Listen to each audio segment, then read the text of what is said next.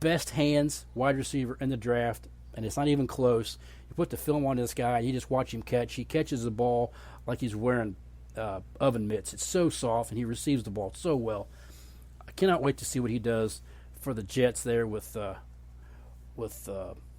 Zach Wilson. I hope he has a fantastic rookie season because I got a couple of shares of him.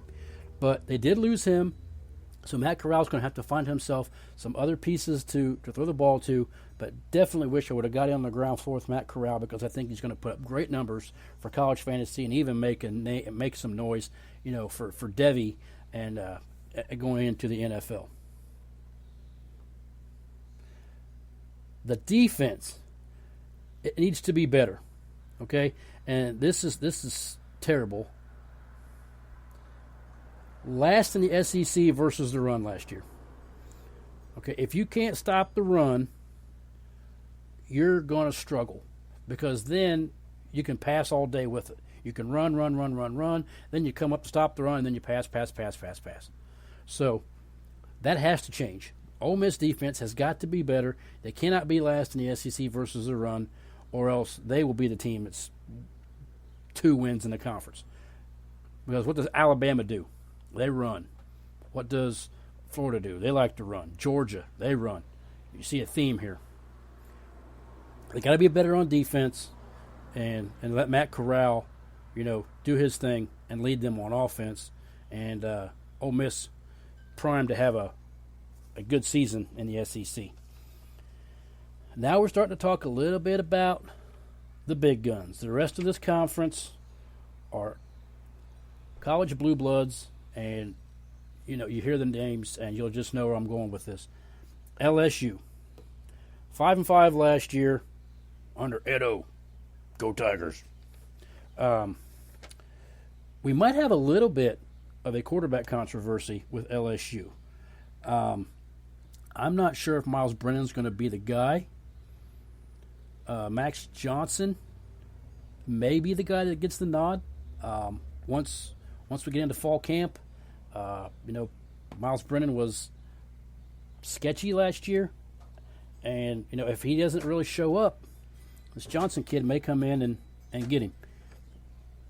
LSU's returning their entire offensive line, and that is huge. That is huge.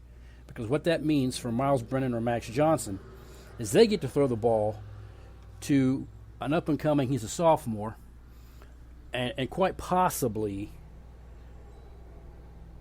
could end up the best wide receiver in the conference. One of the best wide receivers in the NCAA. And that's sophomore wide receiver Kayshon Boutte. I love this kid. He was playing with his hair on fire last year at the end of the season. And you just hope that transfers into his sophomore season.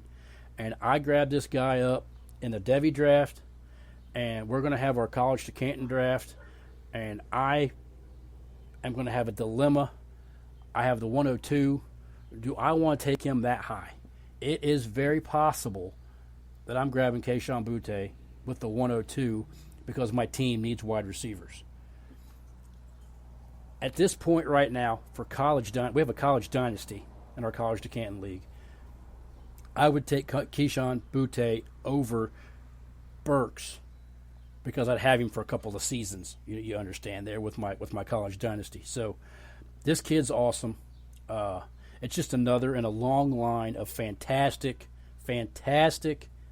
LSU wide receivers that they just keep pumping them out. When you talk about wide receiver you're definitely talking LSU. I mean, because it goes clear back to people whose names I can't even come up with right now. But this kid's awesome. He's amazing. And whoever the quarterback is going to be blessed to be able to throw the ball to this kid for the next couple of seasons before he goes pros. Devin Stingley is a big-time name you're probably hearing a lot about if you're following the college circuit. Big-time cornerback, big-time recruit, big-time Devy asset if you play IDP with your Devy leagues. And he has a 1-2 punch at cornerback, Eli Ricks, and this could possibly be the best cornerback tandem in all of college football. These guys are both really good, and they're both going to be playing on Sunday. and that's going to anchor. An LSU defense is looking to bounce back from a 5-5 year after rolling everything the year before, winning the national championship with Joe Burrow, Clyde Edwards-Helaire, Jamar Chase, all those guys. Moving right along, got 3 more teams to talk about, and next we're going War Eagle, Auburn, 6-5 last year. New head coach Brian Harsin comes in, and quarterback Bo Nix. I also have an LSU transfer named TJ Finley at the quarterback position. Defense returns 7 starters. Defense should be fantastic for Auburn once again. And what does that mean? Well, that means that whoever the quarterback is, if it's Bo Nix, he gets to hand the ball to arguably another guy who you could talk about as the number 1 running back for college Devy and college fantasy, and sophomore running back Tank Bigsby. This guy is a tank. Okay, now he's not much as far as the receiving game goes, but he's going to see a lot of action. He's going to get a lot of carries, and he is going to be a name to watch. And it's another guy who I drafted in the Devy League, and I don't know. He's probably going to be there at the 102 in my college to Canton pick. Now he won't make it back around to me in the second round, but I'm gonna have a dilemma at who to take between Treylon Burks, between Kayshon Boutte, who I said I would probably take Boutte over him, within Tank Bigsby. It's hard to walk away from them running backs, especially in college, especially one like Tank Bigsby who equates to the NFL. But this kid's awesome. He had a really good freshman year, and he kind of just burst onto the scene, and the next thing you know, now we're talking about him as top 3 or 4 running back in all of college football. You may be talking Spiller, maybe talking Robinson from Texas, and then you're looking at Bigsby, maybe Gibbs from Georgia Tech. He's in that conversation, and this guy is really good, and he's going to have a bright career and future from Auburn into the NFL. Texas A&M 9-1, so close last year. In my opinion, they should have made the college football playoff. It's just a matter of they needed to probably beat Bama, and obviously they're in. I think that they deserved to be the 4th team in the college football playoff, and I'm not just saying that. I'm not a big Jimbo Fisher fan. The way he crapped on my Noles and rolled out on them, I thought that was wrong. But he also brought that team back to national prominence, won a national championship. So, I have to respect the man for what he's done at Florida State. I also have to respect the man for what he can do for college quarterbacks.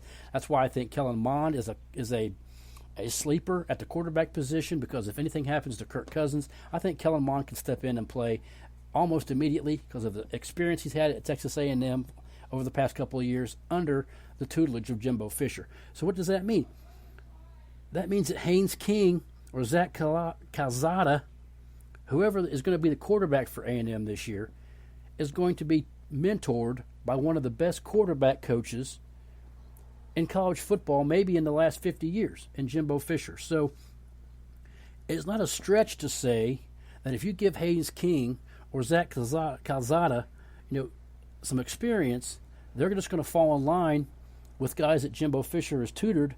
And I'm always going to keep an eye on who Jimbo's quarterbacks are, because he does a fantastic job with those guys. Now, the offensive line took a hit, okay? They did lose some players to the NFL, but they have a very good tight end at Weidermeyer, who, if you listen to the NFL Draft Bible, and I listen to him pretty religiously, and you listen to the Gridiron Scholar, he loves Weidermeyer. He's got him as his tight end 1, if I'm not mistaken. So he's going to be fine. The running back we have Isaiah Spiller, who's being talked about as maybe the number 1 running back in Devy/college, or the number 2, depending on if you like him better or you like Bijan Robinson better. But he's up there. He's a fantastic college football player. He's going to be a fantastic Devy asset. He's going to play on Sunday someday. Now, there is a wide receiver by the name of Demond Demas, and he could surprise people. He's tall and lanky, but he could be a guy who pops onto the scene maybe later than sooner, but it's a guy I'm going to keep an eye on. And if this Hayes King, Damon Demis, combination works out, you get a little Isaiah Spiller in there.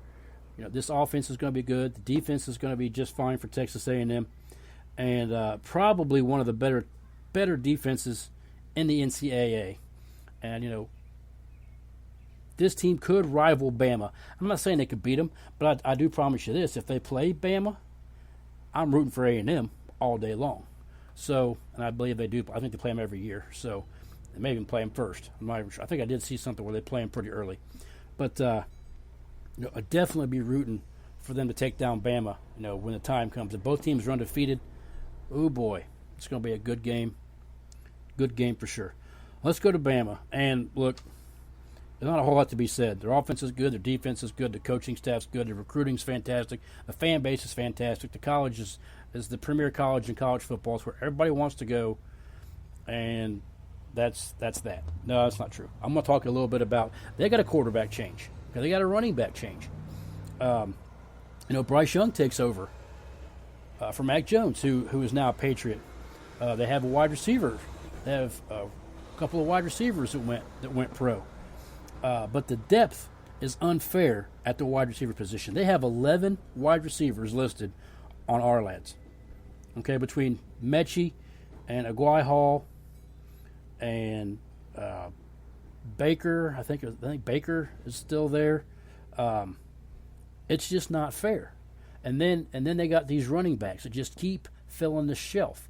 It's like if you go and you buy a can of ravioli and all of a sudden another can of ravioli just appears in its spot. You grab a can, another can appears. You grab a running back, goes pro. An NFL team grabs a running back, another running back appears. Trey Sanders could come back healthy. He's going to get a shot to carry the ball. They've got talent all across the board. There was some talk that Bryce Young was going to actually play last year until Mac Jones had a fantastic year, and they decided not to put him in. So this is his time now. This is his team. He's going to be the guy day one for the Crimson Tide, and we're going to see what he can do. I don't like Alabama, but I have to respect what they do for the game and what they do for college football. And look, Nick Saban, he may be a jerk and he may be this or that, but he is a fantastic coach, and he might not be a jerk. I've never met the guy, but his persona and the arrogance and all this and all that, and I don't know. I don't get it, but he is a fantastic at what he does, among the best ever. And Alabama's going to be good for as long as he's there. I mean, it's just that simple. So who do I think is going to win the whole entire SEC? Well, it'd be so easy for me to pick Bama. Bama against Bama against Georgia for the SEC championship. No, I'm not. I want to go somewhere different. I want to take Texas A&M. I want to say this is the year that Jimbo Fisher takes his mentor behind the woodshed and finally gets to whoop his butt. We shall see. That is a dream and maybe a little bit of a stretch, but I'm going to go there and pick Texas A&M to win this division. I have my reasons, but it would be so nice just to see somebody different come out of there. And and then this would be the year that A&M would make the college football playoff. So it'd be kind of neat. We shall see how it goes. I do not know, but what I do know is college football is on its way. We are about to have, July will be our last month without football. And then in August, college teams ramp up, NFL ramps up with preseason. So coming into July will be our last month without football. And I got to tell you, I can't wait.